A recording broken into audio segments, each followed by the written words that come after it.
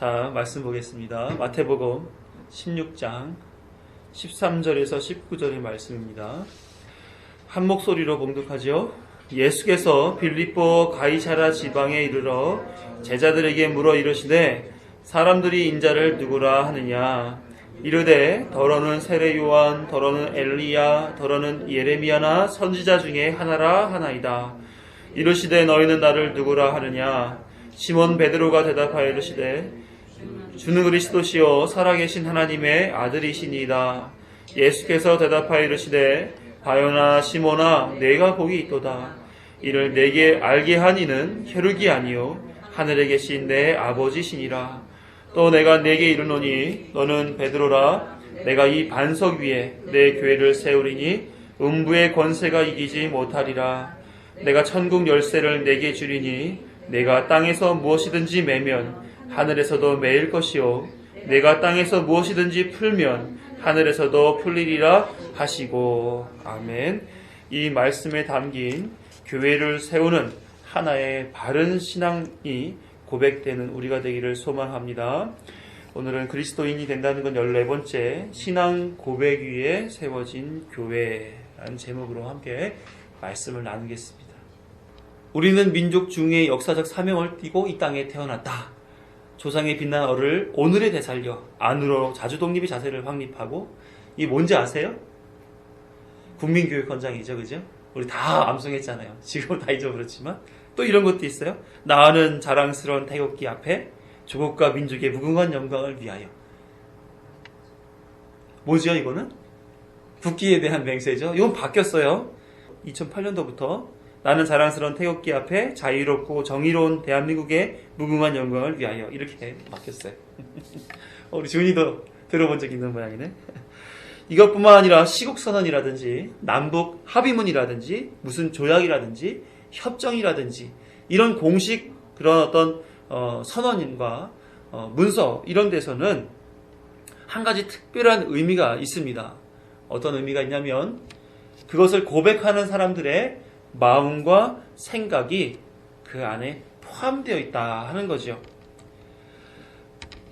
이런 글들을 기록하고 서명하고 발표하면서 자신들의 정체성을 확인하고 내 노선은 이러하니까 난 이대로 살 거야 라고 표현하는 방식인 것이죠.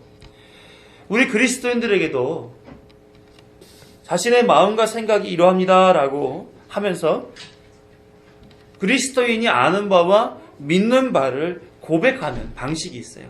뭐냐면 바로 신앙 고백입니다. 우리는 사도신경으로 이 신앙을 고백하지요.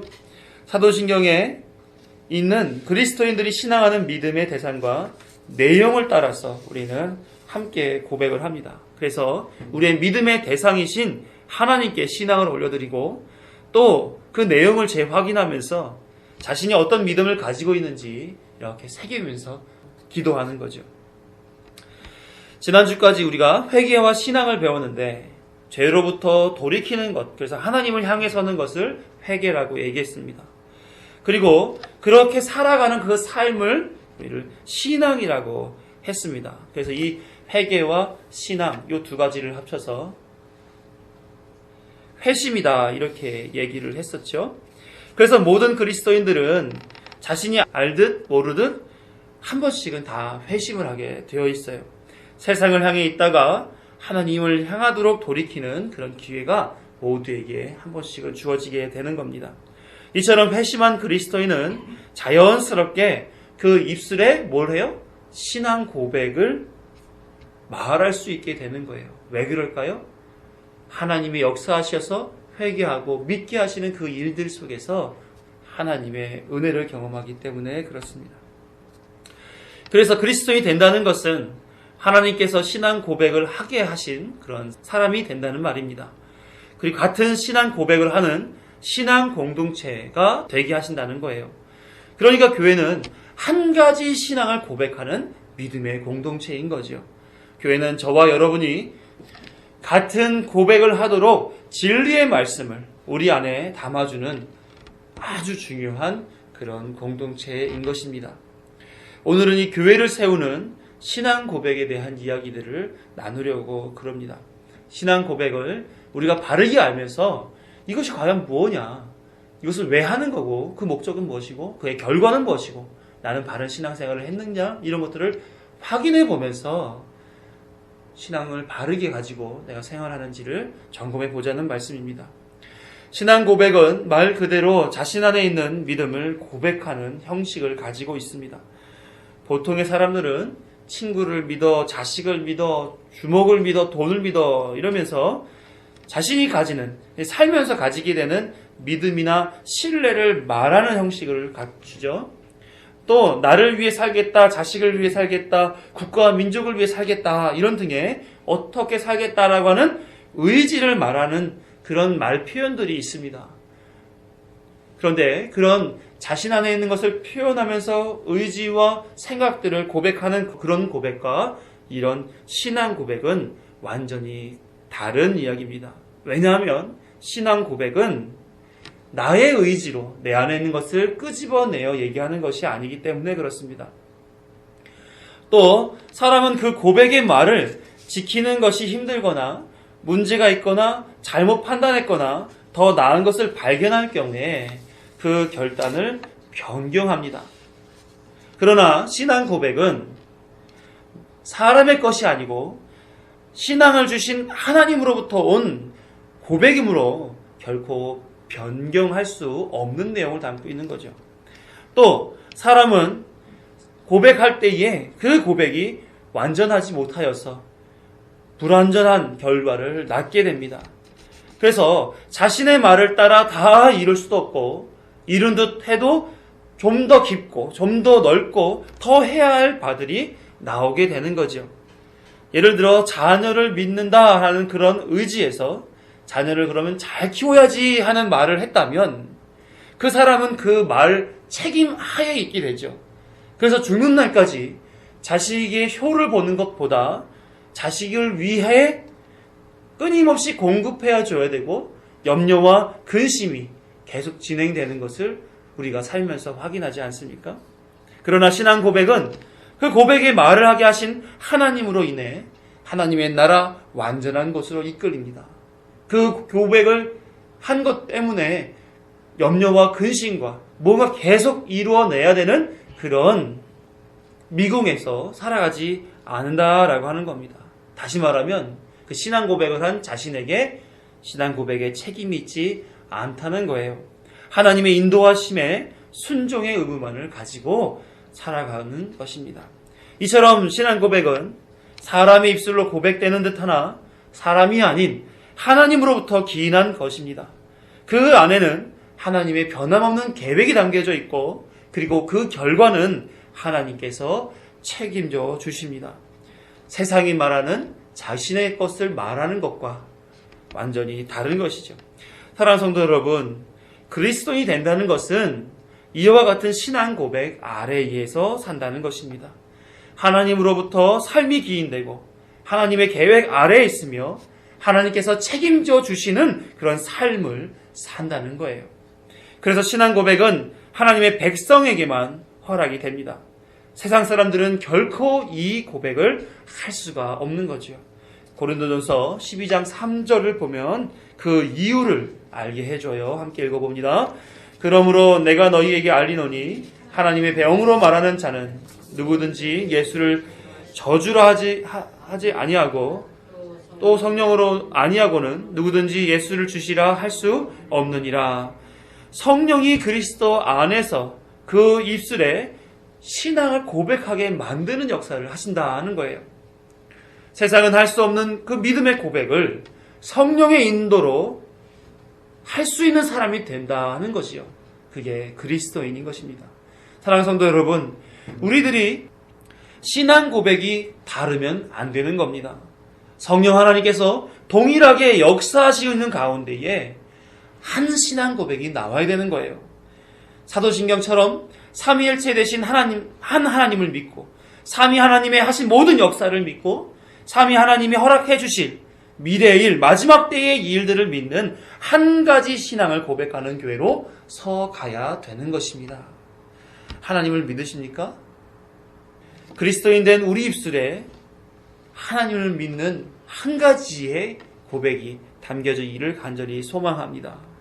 오늘은 그래서 말씀 속에서 성령 하나님이 고백하게 하는 그 신앙 고백이 무엇인지, 그리고 그 목적이 무엇이며 신앙 고백으로 인해 어떤 결과가 주어지는지를 본문을 통해서 알아보려고 합니다. 그리고 나의 신앙 고백이 성경에서 말하는 신앙 고백과 같은지 확인하는 시간을 갖도록 하지요. 어느 날 예수님이 제자들에게 물어보십니다. 사람들이 나를 누구라 하느냐? 제자들이 사람들이 예수님을 표현한 대로 답변을 하죠. 세례 요한, 더러는 엘리야, 어떤 이는 예레미야나 선지자 중에 한 사람이라고 합니다. 사람들은 예수님의 말씀과 이적들을 듣고 보면서 예수님도 선지자 중에 한 분이라고 하는 정도의 이해를 갖고 있는 것입니다. 예수님이 누구신지 본 대로, 들은 대로, 생각하는 대로 자신의 수준에, 사람의 지적 수준에 의하여 판단하는 모습을 보여주는 거죠. 왜냐하면 구약에 그러한 분들이 있었거든요. 그분들이 그런 일을 했다고 알고 있으니 예수님이 그런 일을 했을 때 이분도 그들과 똑같구나 이렇게 생각을 한 거죠. 믿음에 기인한 것이 아니라 자기 판단에서 나온 고백이다 이런 겁니다. 그 말씀이 부족하여서 합당하지 않아야해서 예수님은 다시금 제자들에게 묻습니다. 이르시되 너희는 나를 누구라 하느냐? 그러자 제자들의 좌장격인 베드로가 대답을 합니다. 우리가 알고 있는 신앙 고백의 표준이라고 할 수 있는 그 고백을 하지요. 주는 그리스도시요 살아계신 하나님의 아들이시니이다. 혹시 이 말씀을 기도한다거나 아니면 어떤 상황 속에서 신앙 고백으로 말을 해보신 적 있으세요? 우리 함께 한번 그러면 고백해 보실까요? 안 해보신 것 같은데 같이 글을 읽듯이 하지 마시고 우리 안에 있는 믿음의 마음을 고백하는 것으로 한번 고백해 보도록 하겠습니다. 시작. 주는 그리스도시요 살아계신 하나님의 아들이시니이다. 네. 처음에는 어색하지만 아침에 일어나셨을 때 한 번씩 이렇게 마음을 다해서 고백하고 하루를 시작해 보세요. 내가 그 하루가 어떻게 사라지는지 놀라운 변화가 일어날 수도 있습니다.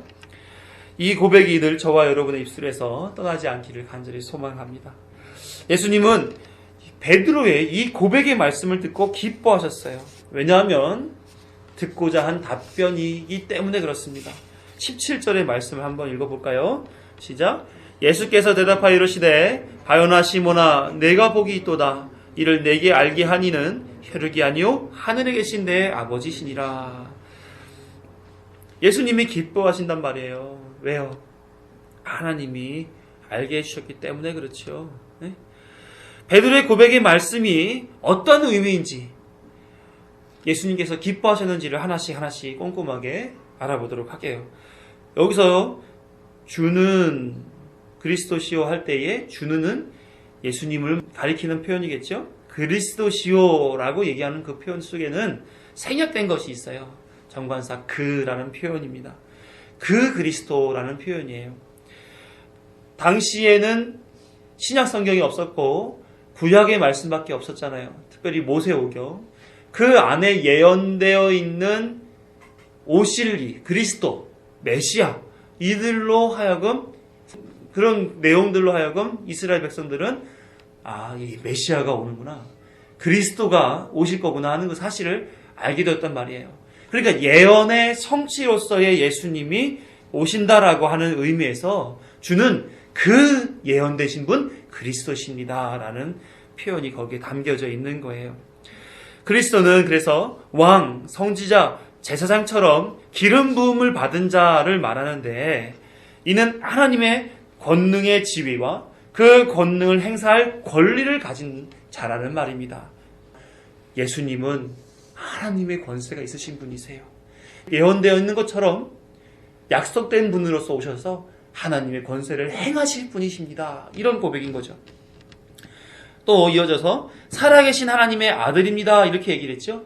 죽은 이방 신들과 대조적으로 자존하시고 생명의 근원이시며 역사를 주관하시는 진정한 하나님의 아들이다. 이런 표현으로서 고백한 겁니다. 베드로의 고백 안에는 구약으로부터 많은 선지자들로 예언된 하나님의 권능의 지위와 능력이 이를 행하실 권리를 가지신 살아계신 하나님의 아들이십니다라는 말씀이 담겨져 있는 거예요. 베드로의 입술에서 이런 고백이 나오니 예수님은 기뻐하지 않을 수 없었던 겁니다. 그래서 말씀하시죠. 바요나 시모나 내가 복이 있도다. 흡족해서 하시는 말씀 같지 않으세요? 그렇죠? 바요나라는 표현은 바가 아들이라는 표현이고 요나의 아들이라는 말입니다. 여기서는 요나라고 표현되어 있지만 다른 본문에서 좀 이따 확인이 될 거예요. 자연스럽게. 요한복음 1장 42절이나 21장 15절 이하의 그런 말씀에서는 요한의 아들 시모나 이렇게 하죠. 요한의 아들 시모나 네가 나를 사랑하는 이렇게 나오잖아요. 그렇죠? 요한의 아들이라고 기록하는데 요한의 이름의 뜻은 무엇이냐면 자비로운 하나님의 아들이란 뜻이에요. 그러니까 바요나라고 하는 것은 자비로운 하나님의 아들 이렇게 얘기하는 것과 다 같은 거죠. 또 시몬 그의 이름인데 시몬이란 말은 무슨 뜻이냐면 듣는 자라는 뜻입니다. 듣는 자. 그러니까 예수님이 지금 베드로를 부르면서 자비로운 하나님의 아들, 하나님의 말씀을 듣는 자야 라고 부르시는 거예요. 하나님이신 예수님이 이와 같이 불러주신다면 얼마나 큰 영광이 되겠어요. 그렇죠?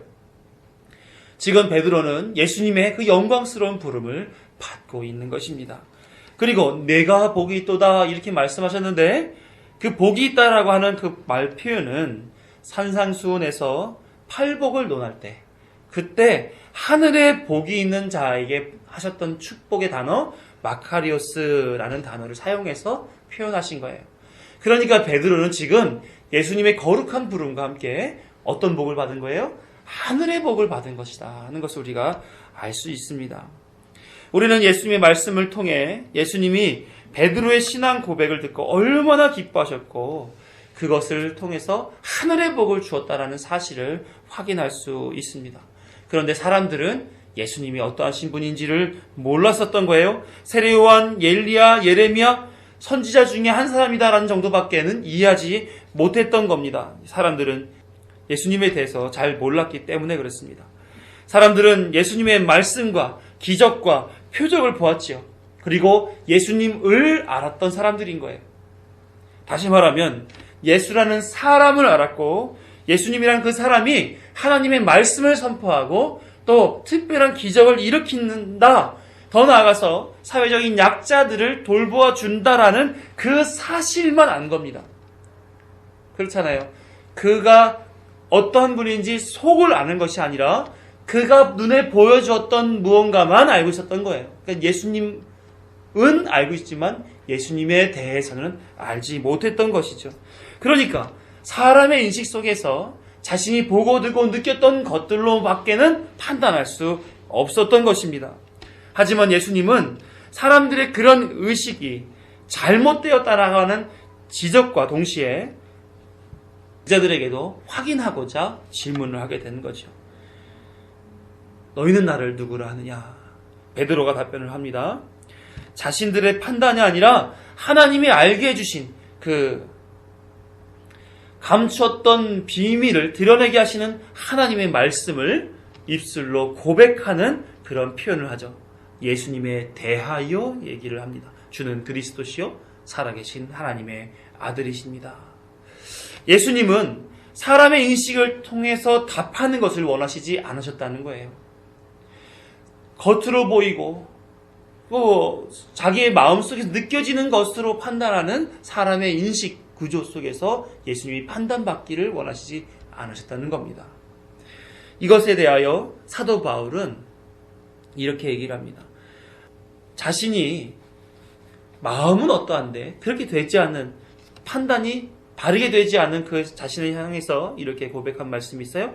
로마서 7장 21절에서 24절과 25절 말씀을 함께 보도록 합니다. 읽어보죠. 그러므로 내가 한 법을 깨달았노니 곧 선을 행하기 원하는 나에게 악이 함께 있는 것이로다. 내 속사람으로는 하나님의 법을 즐거워하되 내 지체 속에서 한 다른 법이 내 마음의 법과 싸워 내 지체 속에 있는 죄의 법으로 나를 사로잡는 것을 보는도다. 오호라 나는 곤고한 사람이로다. 이 사망의 몸에서 누가 나를 건져내랴. 아무리 자신의 능력으로 하나님의 법을 깨닫고 지키고 살아도 내 안에 있는 죄의 법이 나를 사로잡아 버리더라는 겁니다. 나는 예수님을 알고 싶고 믿고 싶고 따르려 하지만 내 안에 있는 죄가 나를 지배해서 나는 결코 온전히 예수님 그분을 따르지 못하겠다. 내 능력으로는 결코 죄를 이기지 못하겠다. 이렇게 고백을 하는 거죠. 그래서 나는 곤고한 사람이로다. 이 사망의 몸에서 누가 나를 건져줄까? 사도 바울은 얼마나 예수님의 증인으로서 살기로 수고하고 노력했던 사람 아닙니까? 자신의 생명을 다해서 그 증인의 삶을 살았던 사람이에요. 그러나 그의 인식의 능력으로는 도저히 사망의 몸을 이기지 못하겠다는 겁니다. 그 이어서 이렇게 고백을 하죠. 25절 시작. 우리 주 예수 그리스도로 말미암아 하나님께 감사하리로다. 여기까지요. 예수님만이 오직 사망의 몸에서 이기게 하시더라라는 거예요. 그래서 예수님을 보내신 하나님께 감사하고 있는 겁니다. 예수님이 듣고 싶어 하셨던 답변은 사망의 몸에서 비롯된 답변이 아니었던 거지요. 하나님께서 그의 마음에 알게 해주신 사실을 믿음의 고백으로 듣고자 했던 것입니다. 그래서 예수님은 그의 입술의 고백보다 더 중요한 말씀을 해주시는 거예요. 이를 내게 알게 한 이는 혈육이 아니요 하늘에 계신 내 아버지가 알게 해주었다. 여기서 알게 해줬다라고 하는 사용됐던 헬라어는 아포칼립토라고 하는 단어예요. 많이 들어본 단어 같죠? 아포칼립토. 영화 엑스맨에서 보게 되면 부제목으로서 아포칼립스라고 하는 단어를 썼는데 그 영어로 이 아포칼립토를 사용한 단어예요. 아포칼립스는 종말, 파멸, 대재앙 뭐 이런 뜻이에요. 근데 이 아포칼립스의 어원인 헬라어 아포칼립토는 뭐 비슷한 뜻인 것 같지만 몸모로부터 가리워졌던 것이 드러나게 되다, 계시되다 이런 표현이에요. 그러니까 종말에는 모든 것이 드러나게 된다. 근데 일반 사람들은 그걸 뭐로 보는 거예요? 대재앙, 종말, 파멸 이런 식으로 이해를 해요. 근데 우리는 뭐 어떻게 봅니까? 구원의 기쁨으로 받아들일 수 있잖아요. 그죠? 베드로의 고백은 하나님께서 지금까지 감추었던 거예요. 그것을 드러내는 것, 계시되는 것, 이것을 지금 고백했던 것이죠. 예수님을 향해 하나님이 의도했던 그 의미, 뜻을 지금 베드로에게 고백하도록 만들어 주신 것입니다. 이처럼 예수님이 원하시는 신앙 고백은 하나님이 그 마음에 알게 하시고 고린도전서 12장 3절에서처럼 성령 하나님이 그 입술을 주장하심으로 허락된 믿음의 고백을 예수님은 원하신다는 겁니다. 그런 베드로의 고백 우리 다시 한번 해볼까요? 주는 그리스도시요 살아계신 하나님의 아들이십니다. 자, 한번 생각해 보시자고요. 일반적으로 교회를 출석하는 사람들은 어떻게 할까요? 이 고백을 할까요? 안 할까요? 이런 예수님이 원하시는 신앙 고백을 하고 있을까요? 안 하고 있을까요? 보통의 경우 습관적이거나 무의식적으로 우리 신앙 고백하지 않습니까? 예배 시간에 사도신경으로 신앙 고백하시겠습니다. 라면 전능하사 선지를 만드신 줄줄줄줄 나오지만 그 구절 한 구절 한 구절이 나의 신앙 정체성을 고백하는 것이요, 나의 믿는 대상이 누구신지를 확인하는 것이며 내 신앙의 바른 길을 걸어가고자 내 안에 재확인하는 그런 과정이라고 하는 사실을 간과하는 경우들이 너무나 많지 않습니까? 여러분들은 어떠세요? 신앙 고백을 진정한 의미에서의 신앙 고백으로 하고 계신 거예요? 베드로는 하나님의 은혜로 예수님이 원하시는 신앙 고백을 하게 되었습니다. 하나님은 왜 그에게 바른 신앙 고백을 하도록 하셨을까요? 하나님의 목적이 있었기 때문에 그렇습니다. 오늘 본문 18, 19절을 읽어보도록 할게요. 시작. 내가 내게 이르노니 너는 베드로라. 내가 이 반석 위에 내 교회를 세우리니 음부의 권세가 이기지 못하리라. 내가 천국 열쇠를 내게 주리니 내가 땅에서 무엇이든지 매면 하늘에서도 매일 것이요 내가 땅에서 무엇이든지 풀면 하늘에서도 풀리리라 하시고, 예수님은 하나님이 알게 하신 것을 믿음으로 고백한 베드로에게 축복하시며 이어서 이 신앙 고백에는 특별한 목적이 있다 하고 말씀을 주신 거예요. 이 말씀의 의미를 알아보게 되면 또 내가 내게 이르노니 이런 표현으로 시작하죠. 이 말씀은 하나님이 내게 진리를 알게 해주어 고백했듯이 이제는 나도 내게 진리를 알게 해주겠다, 이런 표현으로서 서두에 하신 말씀이에요. 너는 베드로라, 내가 이 반석 위에 내 교회를 세우리니, 이 가장 중요한데 예수님이 내가 진리를 말해주겠다라고 하는 그 대목이죠. 바로 반석 위에 교회를 세우겠다 하는 말씀하셨어요. 교회가 세워질 것과 교회가 무엇인지를 알게 해주는 표현으로서 바로 베드로 이 반석 위에 세우겠다, 이렇게 말씀하신 거란 말이죠.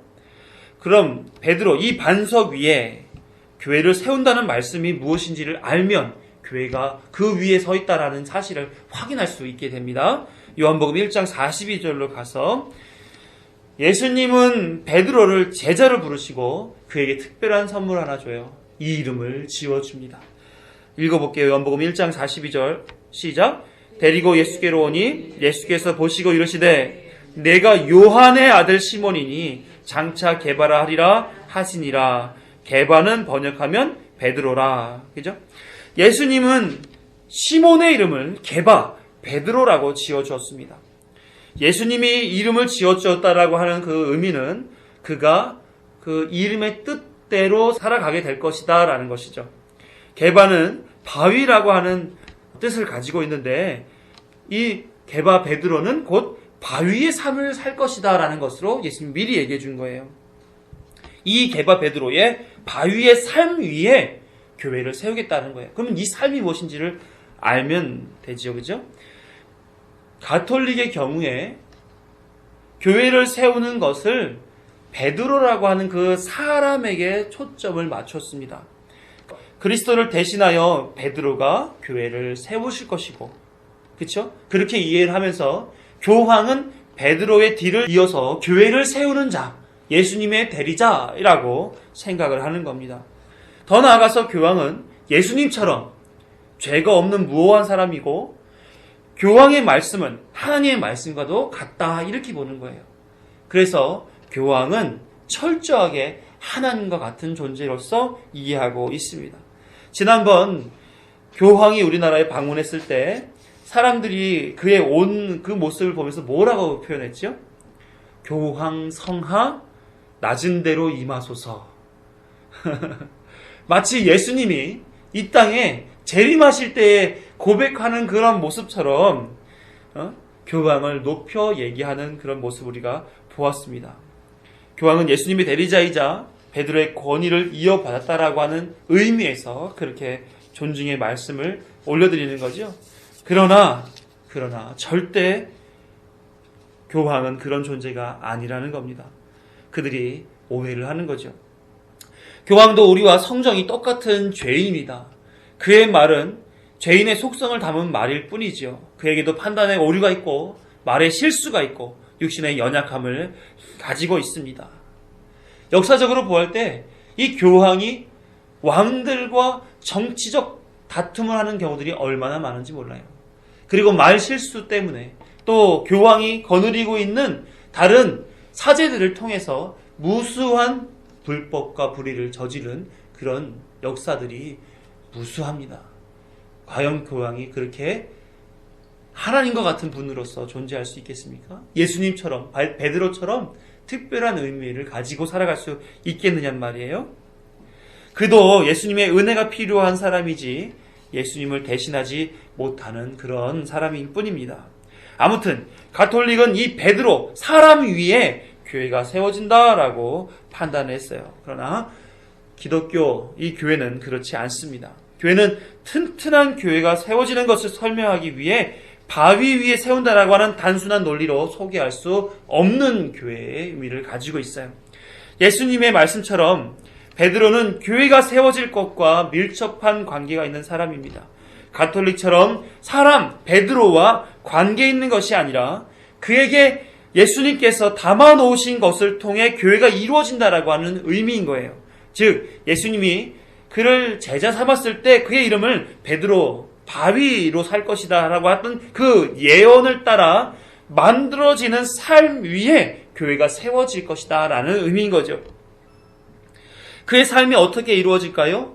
예수님이 부활하신 후 베드로에게 나타나신 후에 베드로와 대화를 합니다. 그리고 베드로의 인생이 어떻게 될 것인지를 대화 속에서 설명해 준 그런 말씀들이 있어요.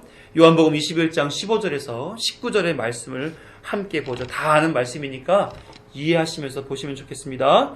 그들이 조반 먹은 후에 예수께서 시몬 베드로에게 이르시되 요한의 아들 시몬아 내가 이 사람들보다 나를 더 사랑하느냐 하시니 이르되 주님 그러하나이다. 내가 주님을 사랑하는 줄 주님께서 아시나이다. 이르시되 내 양을 먹이라 하시고 또 두 번째 이르시되 요한의 아들 시몬아 내가 나를 사랑하느냐 하시니 이르되 주님 그러하나이다. 내가 주님을 사랑하는 줄 주님께서 아시나이다. 이르시되 내 양을 치라 하시고 세 번째 이르시되 요한의 아들 시몬아 내가 나를 사랑하느냐 하시니 주께서 세 번째 내가 나를 사랑하느냐 하심으로 베드로가 근심하여 이르되 주님 모든 것을 아시오매 내가 주님을 사랑하는 줄을 주님께서 아시나이다. 예수께서 이르시되 내 양을 먹이라.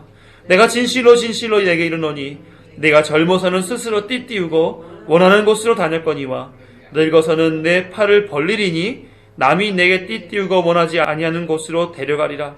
이 말씀을 하심은 베드로가 어떠한 죽음으로 하나님께 영광을 돌릴 것을 가리키심이로라. 이 말씀을 하시고 베드로에게 이르시되 나를 따르라 하시니. 자, 예수님이 군병에 끌려가셨을 때에 베드로는 3번 부인하고 예수님 멀찍이 떨어져 있었던 존재입니다. 그런데 예수님이 다시 오셔서 내가 나를 사랑하느냐, 내가 나를 사랑하느냐, 내가 나를 사랑하느냐 하고 사랑하느냐고 3번이나 반복해 물으십니다. 그때 베드로도 대답하지요. 네, 내가 주님을 사랑하는 줄을 주님께서 아십니다. 그렇게 예수님과 베드로의 관계를 회복하시곤 사명을 허락해 주시는 거예요. 내 양을 먹이라. 내 양을 치라. 내 양을 먹이라.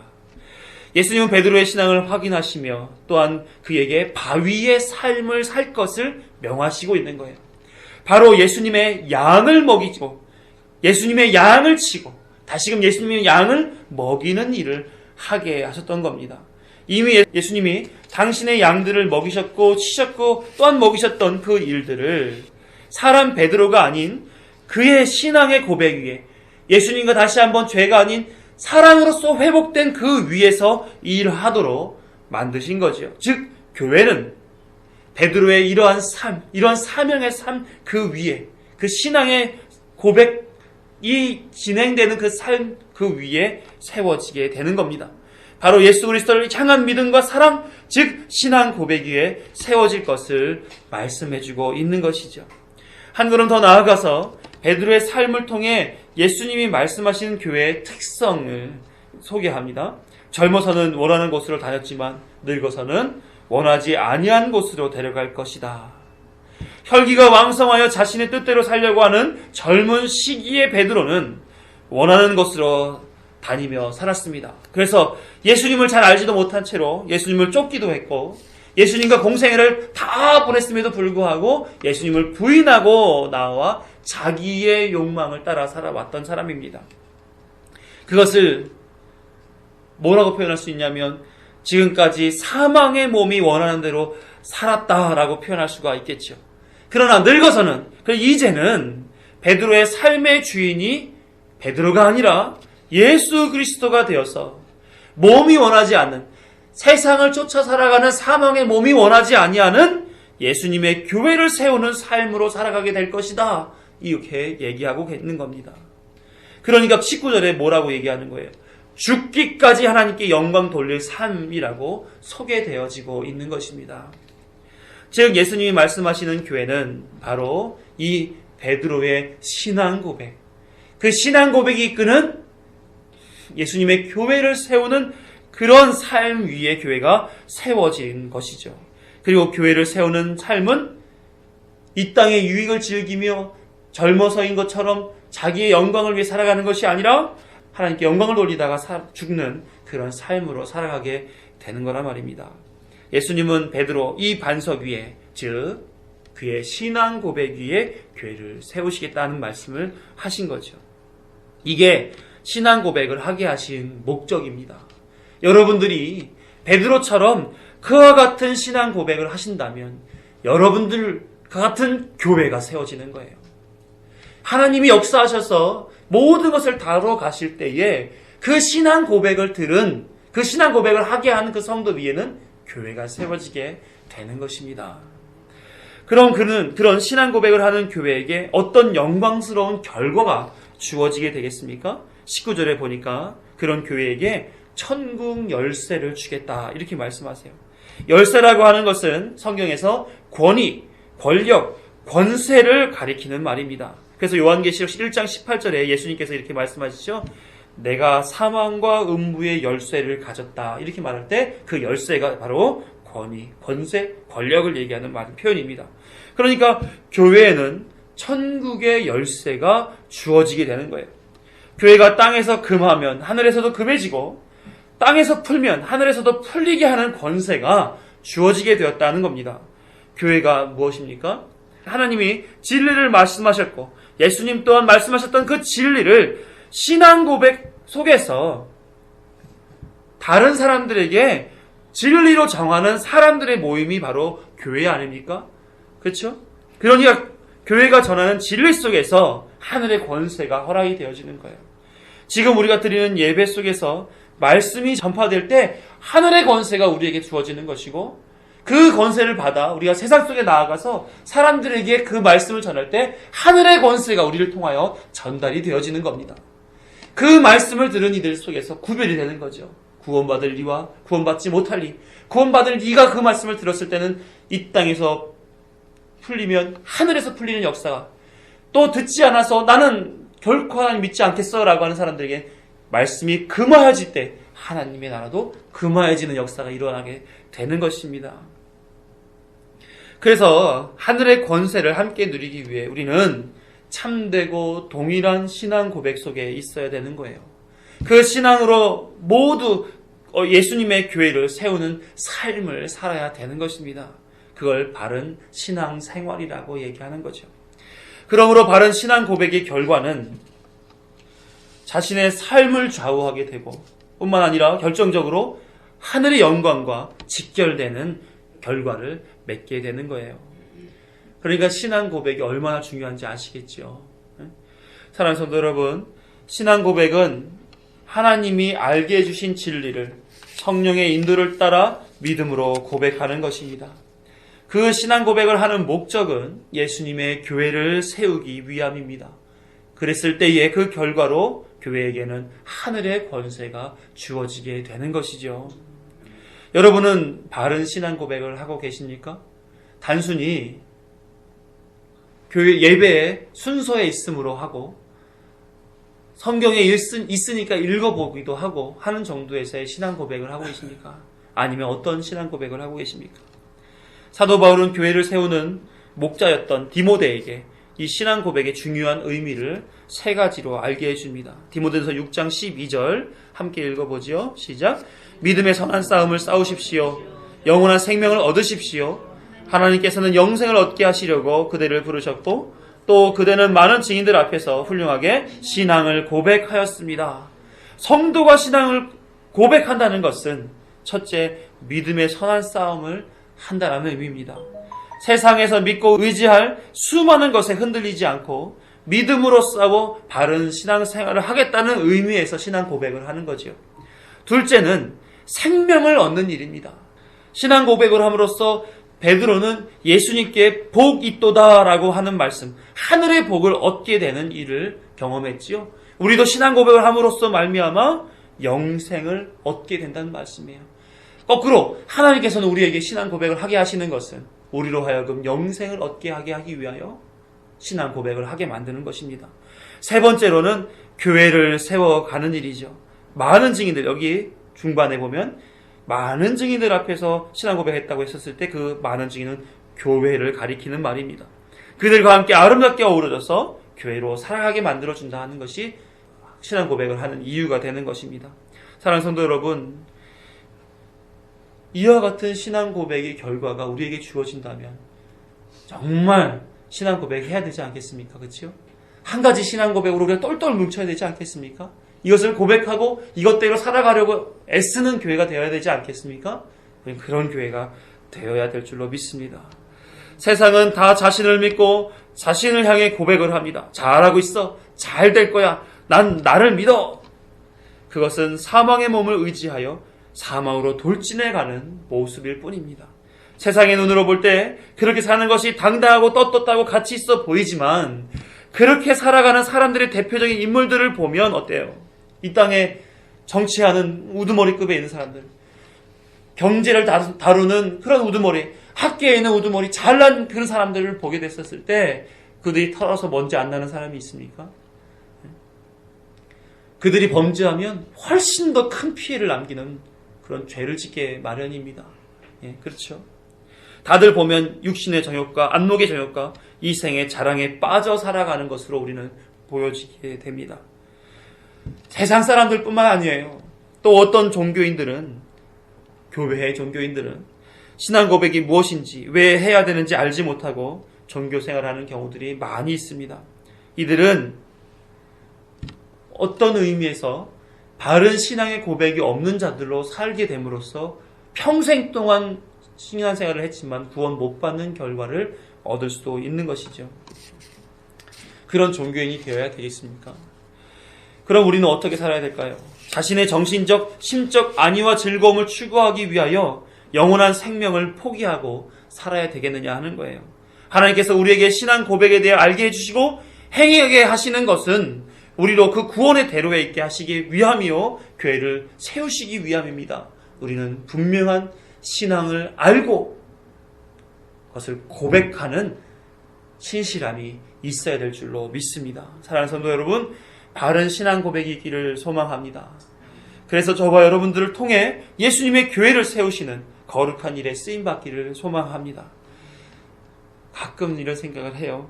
나중에 하나님 나라에서 우리 성도님들과 함께 하나님의 영광을 누리는 모습, 그것이 상상이 됩니다. 그것을 기대하면서 늘 우리가 공통의 신앙 고백을 통해 바른 삶을 살아가 하나님의 영광을 올려드리는 그런 우리가 되기를 간절히 소망합니다. 기도하겠습니다.